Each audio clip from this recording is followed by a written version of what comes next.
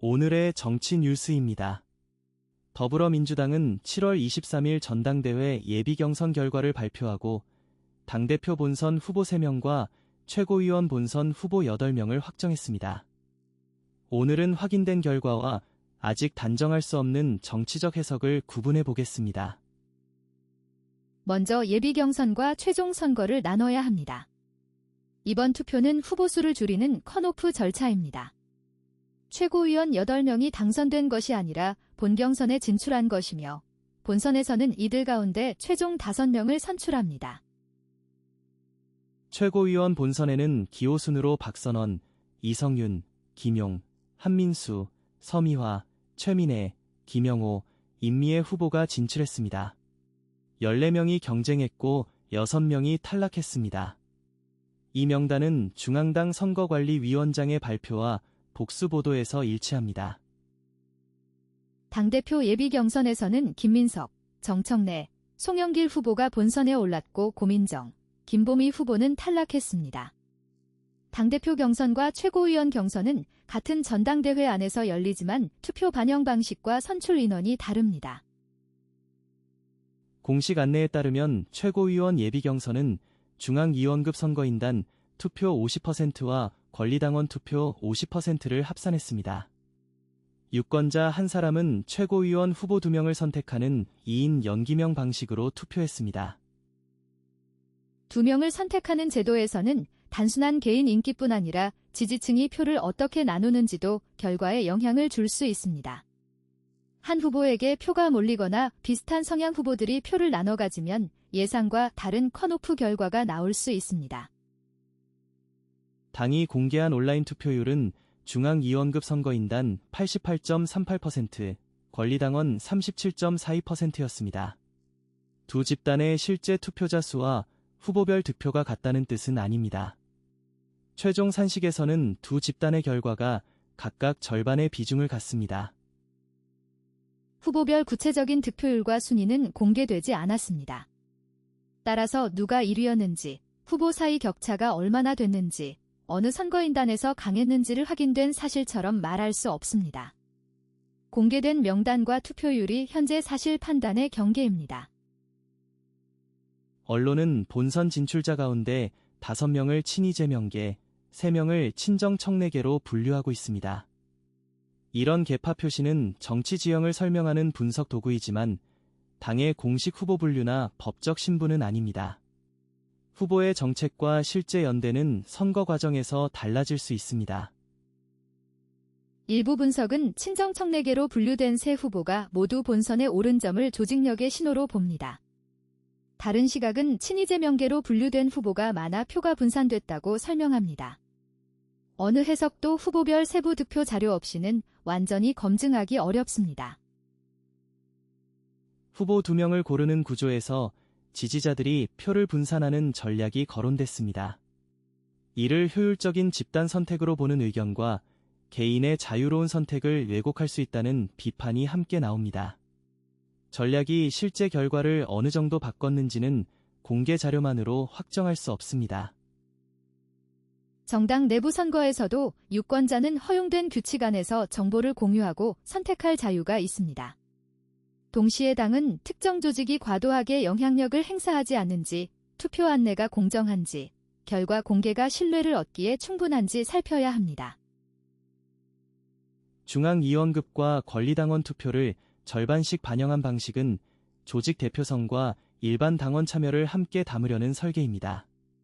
하지만 두 집단의 규모와 투표율이 다르기 때문에 한 표가 최종 결과에 미치는 효과를 어떻게 볼 것인지는 계속 논쟁이 될 수 있습니다. 권리당원 온라인 투표율 37.42%는 참여 수준을 보여주지만 투표하지 않은 사람의 정치적 성향까지 알려주지는 않습니다. 낮거나 높은 투표율의 원인을 단정하려면 알림 도달률, 투표 접근성, 관심도 같은 추가 자료가 필요합니다. 이번 결과를 대통령의 당 장악력 약화나 강화로 곧바로 연결하는 주장도 신중히 봐야 합니다. 일부 측근으로 분류된 후보의 탈락은 정치적 신호일 수 있지만 최고위원 본선에는 여러 친정부 성향 후보가 남아있고 당대표 선거도 아직 끝나지 않았습니다. 본 경선은 권역별 일정으로 이어지고 8월 17일 전국 당원대회에서 마무리될 예정입니다.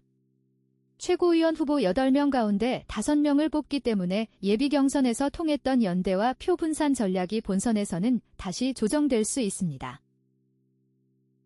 본선에서는 최종 5명이 지도부에 들어갑니다. 따라서 지금의 5대 3개파 구도가 그대로 최종 지도부 구성이 된다고 볼 수 없습니다. 후보별 정책, 지역 기반, 당대표 후보와의 관계, 선거 막판 연대가 모두 변수가 됩니다. 유권자가 다음으로 볼 것은 계파 이름보다 후보의 역할과 공약입니다. 지도부가 정부와 어떤 관계를 맺을지, 국회 전략을 어떻게 조정할지, 당내 이견을 어떤 절차로 다룰지 비교해야 합니다. 인물 분류만으로는 실제 정책 선택을 설명하기 어렵습니다. 여당 지도부 선거는 당 내부 행사에 그치지 않습니다. 새 지도부는 정부 정책 조율, 국회 법안 우선순위, 인사와 공천 규칙, 야당과의 협상 방식에 영향을 줍니다. 그래서 후보의 발언과 연대가 실제 공공정책으로 어떻게 이어지는지 봐야 합니다. 결과의 신뢰를 높이려면 당이 사전에 정한 규칙을 일관되게 적용하고 투표율과 산정 방식을 명확히 설명해야 합니다. 후보별 득표를 공개하지 않는 관행에도 경쟁 과열 방지라는 이유와 유권자의 알 권리 사이에 논쟁이 있습니다. 첫 번째 후속 확인점은 권역별 투표율과 후보별 메시지 변화입니다. 예비 경선 이후 후보들이 계파 결집을 강화하는지, 정책 경쟁으로 이동하는지, 탈락 후보 지지층과 어떤 연대를 만드는지 살펴봐야 합니다. 두 번째는 본선 투표 규칙이 실제 선택에 미치는 영향입니다. 당대표 선거에는 선호 투표제가 적용되고 최고위원은 2명을 선택합니다. 서로 다른 제도에서는 후보 단일화, 차순위 선택, 지지표 분산의 효과도 달라질 수 있습니다. 세 번째는 최종 지도부가 정부와 당 사이의 역할을 어떻게 정의하는지입니다. 협력만 강조할지, 정책 조정과 내부 견제도 말할지, 야당과의 협상에서 어떤 원칙을 제시할지가 국민 생활과 입법 일정에 직접 연결됩니다. 경선 뉴스를 볼 때는 3가지를 확인하세요. 이번 투표가 예비 경선인지 최종 선거인지, 어떤 집단의 표를 몇 % 반영했는지, 계파 분석이 공식 사실인지 해석인지입니다. 이 질문만으로 자극적인 승패 표현을 상당 부분 걸러낼 수 있습니다. 오늘의 핵심 영어 문장입니다.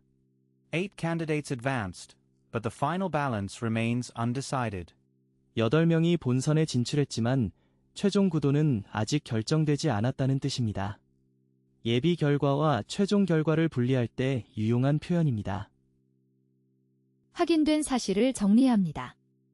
최고위원 14명 중 8명이 본선에 올랐고 예비 경선은 중앙위원급과 권리당원 투표를 각각 50% 반영했습니다. 온라인 투표율은 공개됐지만 후보별 득표율과 순위는 공개되지 않았습니다. 오늘의 결론입니다.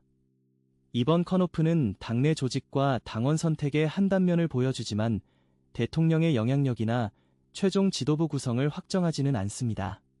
본선에서는 후보의 정책과 공개된 숫자, 실제 연대를 함께 봐야 합니다. 권역별 투표와 8월 17일 최종 결과가 나오면 확인된 자료를 중심으로 다시 정리하겠습니다.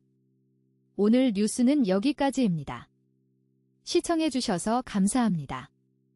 도움이 되셨다면 구독과 좋아요 부탁드립니다. 다음 뉴스에서 뵙겠습니다. 아마존 인기 상품은 영상 설명의 제휴 링크에서 확인하세요. 제휴 링크를 통해 구매하면 채널이 소정의 수수료를 받을 수 있습니다. 관심 있는 분만 확인해주세요.